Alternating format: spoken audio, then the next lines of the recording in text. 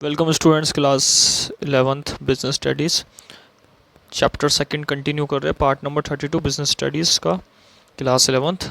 और इस वीडियो में हम बात करेंगे types of cooperative society. Cooperative society के वेरियस टाइप्स कौन कौन से टाइप्स है, तो यहाँ 6 टाइप्स हम पढ़ेंगे। 6 कैटेगरी है जो कोऑपरेटिव सोसाइटी के टाइप्स के अंदर आता है। तो डिस्कस करते हैं इस वीडियो में कौन कौन सी कैटेगरी है। फर्स्ट हम बात करेंगे यहाँ पे first category consumer as cooperative society. ये कंज्यूमर के लिए बनाई जाती है, कंज्यूमर के लिए के इंटरेस्ट को प्रोटेक्ट करने के लिए फॉर्म करी जाती है, जिसका नाम है consumer as cooperative society. Consumers cooperative society form क्यों होती है, क्योंकि इनका ऑब्जेक्टिव है फॉर्म्ड होने का इंटरेस्ट प्रोटेक्ट करना कंज्यूमर्स का इंटरेस्ट मतलब कंज्यूमर के वेलफेयर के लिए काम करना, कंज्यूमर को सही गुड्स पहुंचाना, वो भी एक प्रॉपर एक अच्छी रेट के अंदर, एक फ्लेक्सिबल रेट के अंदर, कंज्यूमर को चीपेस्ट प्राइस के अंदर अच्छी क्वालिटी के गुड्स और सर्विसेज प्रोवाइड कराना। ये कंज्यूमर के इंटरेस्ट को प्रोटेक्ट करता है और ये कंज्यूमर कोऑपरेटिव सोसाइटी का काम है। The society aim at eliminating middle man to achieve economy in operation. इस सोसाइटी का काम क्या है? मिडिल मैन को एलिमिनेट करना। मिडिल मैन को एलिमिनेट करने का मतलब यहाँ पे बताया गया कि जो मिडिल मैन होते हैं, जो अपने पहले गुड्स को परचेस करते हैं फिर उसको हाई रेट में एक्सचेंज करते हैं कंज्यूमर से, तो उस चीज़ को ख़त्म कर दिया जाता है इसमें। और इन सोसाइटी का एम क्या है कि मिडिल मैन को एलिमिनेट करके मतलब हटाकर एक इकोनॉमी अचीव करे, एक तरीके से एक ऑपरेशंस करे बिजनेस एक्टिविटी का, जिससे कंज्यूमर को वो गुड्स पहुंचा सके। It purchase goods in bulk directly from the wholesalers and sell goods to the members. ये इंपॉर्टेंट पॉइंट बता रखा है कि डायरेक्टली होलसेलर से होलसेल में बल्क में गुड्स खरीदते हैं और सेल करते हैं ज़्यादातर किसमें, अपने मेंबर्स को। तो ये इसका मेन ऑब्जेक्टिव कंज्यूमर के इंटरेस्ट को प्रोटेक्ट करना यहाँ पे होता है। सेकंड पॉइंट बताया गया यहाँ पे प्रोड्यूसर्स कोऑपरेटिव सोसाइटी। अब यहाँ सोसाइटी का काम क्या है? स्मॉल प्रोड्यूसर को प्रमोट करना। इन सोसाइटी का मेन मोटिव होता है कि ये सोसाइटी सेटअप की होती है to protect the interest of small producers. First point है these society are setup to protect the interest of small producers. जो छोटे छोटे प्रोड्यूसर्स हैं उनका स्मॉल इंटरेस्ट को, स्मॉल जो प्रोड्यूसर्स हैं उनके सोसाइटी उनके इंटरेस्ट को सेटअप करना, ये इनका काम होता है। तो society aim to fight against the big capitalist and enhance bargaining power to of the small producers को मौका देना और उनके अगेंस्ट फाइट करना। जो बिग कैपिटलिस्ट है और बड़े बड़े प्रोड्यूसर्स हैं उनके साथ बराबर में खड़ा करना उन लोगों को, और बार्गेनिंग पावर को बढ़ाना जो स्मॉल प्रोड्यूसर्स है। तो उनको स्मॉल प्रोड्यूसर्स को प्रमोट करना, स्मॉल प्रोड्यूसर्स को रॉ मटेरियल प्रोवाइड कराना, स्मॉल प्रोड्यूसर्स को इक्विपमेंट प्रोवाइड करना, छोटे छोटे इनपुट प्रोवाइड करना, जिससे वो आउटपुट क्रिएट कर सके, प्रोडक्शन कर सके, प्रोडक्शन प्रोसेस को डन कर सके। तो सबसे इंपॉर्टेंट पॉइंट बता रखा है कि it supplies raw material supply करा जाता है इनको, इक्विपमेंट दिए जाते हैं जिससे वो प्रोडक्शन के प्रोसेस को आगे बढ़ा सके, और अदर इनपुट दिए जाते हैं जो उन लोगों को ज़रूरत होती है, उन मेंबर्स को ज़रूरत होती है जो कोऑपरेटिव सोसाइटी का हिस्सा है। And also bye there output for sale. तो यहाँ पे इंपॉर्टेंट पॉइंट बता रखा है कि आउटपुट क्रिएट करने के लिए यहाँ पे सेल की जाती है। तो वेरी इंपॉर्टेंट पॉइंट कंसीडर करा गया कि प्रोड्यूसर के इंटरेस्ट को लेकर यहाँ पे वर्क करा जाता है। सबसे मेन मोटिव क्या होता है इनका? टू प्रमोट द प्रोड्यूसर को प्रमोट करने के लिए ये वर्क करा जाता है।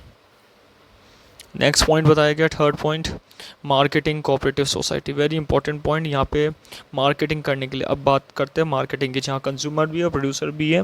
मार्केटिंग करने वाली कोऑपरेटिव सोसाइटी, इन सोसाइटी का काम क्या है? ये सोसाइटी एस्टेब्लिश इसलिए होती है क्योंकि छोटे छोटे प्रोड्यूसर्स को है ना प्रोडक्ट सेल कर सके, प्रोडक्ट को सेलिंग करा सके, और ये मेम्बर्स को, प्रोड्यूसर को बताती है कि किस तरीके से रीज़नेबल प्राइस पे उनको गुड्स को प्रोवाइड करा सके। The member consist of producers who wish to obtain reasonable prices for their output. उन लोगों को रीजनेबल प्राइस पे गुड्स प्रोवाइड कराना, ये मेंबर्स का काम है। तो वेरी इंपॉर्टेंट पॉइंट बता रखा है कि इनका काम क्या है?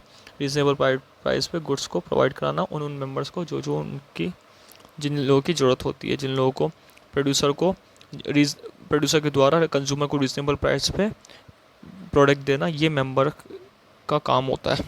तो इन मेंबर का जो सोसाइटी का काम क्या है? एक तो मिडिल मैन एलिमिनेट करने से क्या होगा कि एक चीपेस्ट प्राइस पे गुड्स को प्रोवाइड करा सकेंगे इजीली अपने मेंबर्स को, और कॉम्पिटिटिव पोजीशन भी इंक्रीज़ कर सकेंगे, और फेवरेबल मार्केट कंडीशन भी लेके आ सकेंगे। सही गुड्स लेके आएंगे, क्वालिटी वाला गुड्स लेके आएंगे, क्वांटिटी में लेकर आ पाएंगे, और चीपेस्ट प्राइस पे भी यहाँ पे गुड्स को प्रोवाइड करा पाएंगे। तो सबसे इंपॉर्टेंट यहाँ पे बताया गया है थर्ड वाला पॉइंट कि मार्केटिंग कोऑपरेटिव सोसाइटी किस तरीके से यहाँ एग्जिस्ट करती है। नेक्स्ट पॉइंट है, फोर्थ पॉइंट है जिनका farmers cooperative society. Farmers cooperative society का जो मेन ऑब्जेक्टिव है वो है protect the interest of farmers. Farmers के इंटरेस्ट को प्रोटेक्ट करना बाय प्रोवाइडिंग बेटर इनपुट, अच्छे इनपुट को प्रोवाइड करके रीजनेबल कॉस्ट पे, कम कॉस्ट में अच्छे इनपुट को प्रोवाइड कराना, जैसे वेरियस सीड्स प्रोवाइड कराना, HYV सीड्स प्रोवाइड कराना, फर्टिलाइजर्स प्रोवाइड कराना। ये सारे मेन मोटिव होते हैं इनके फार्मर को प्रमोट करने के लिए। इन सोसाइटी का काम ही क्या है, फार्मर्स कोऑपरेटिव सोसाइटी का, to protect the interest of farmers, farmer के इंटरेस्ट को प्रोटेक्ट करना। The aim is to gain the benefit of large scale farming, farming के स्केल को बेनिफिट देना, फार्मिंग के स्केल को बढ़ावा देना, एंड इंक्रीज द प्रोडक्टिविटी, इससे क्या कर सके, फार्मर प्रोडक्टिविटी इंक्रीज कर सके। ये इनका मेन मोटिव यहाँ पे रहता है।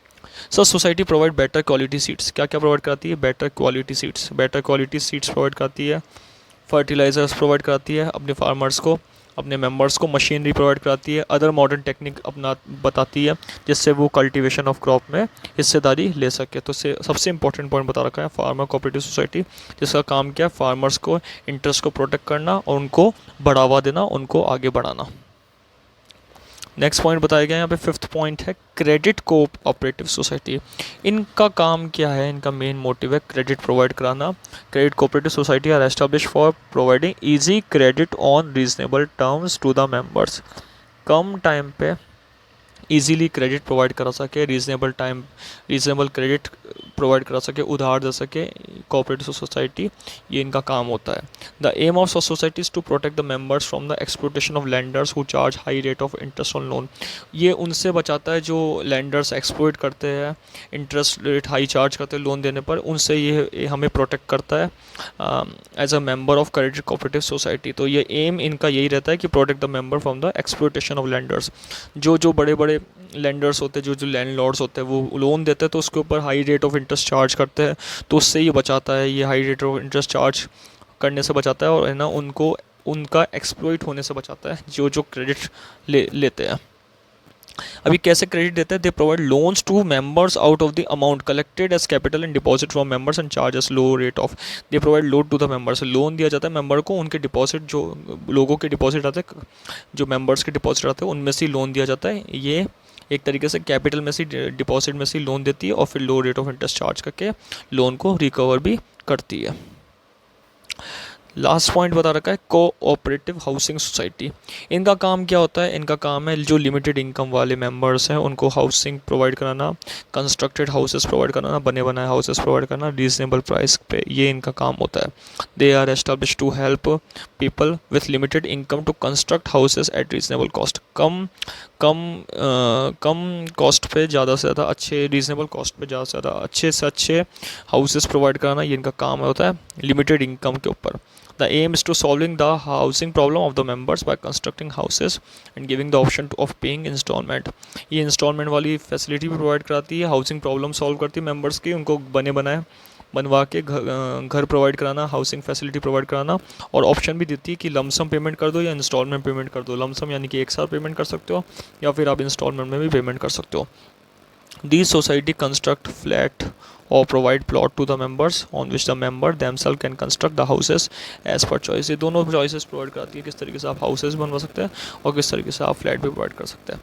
तो दोनों तीनों बातें बताई गई है इसके अंदर कि किस तरीके से ये कोऑपरेटिव सोसाइटी के मेंबर यहाँ पे काम करते हैं। और ये 8 टाइप्स है जो कोऑपरेटिव सोसाइटी की, ये जो 8 तरीके के टाइप्स है कोऑपरेटिव सोसाइटी के बताए जाते हैं।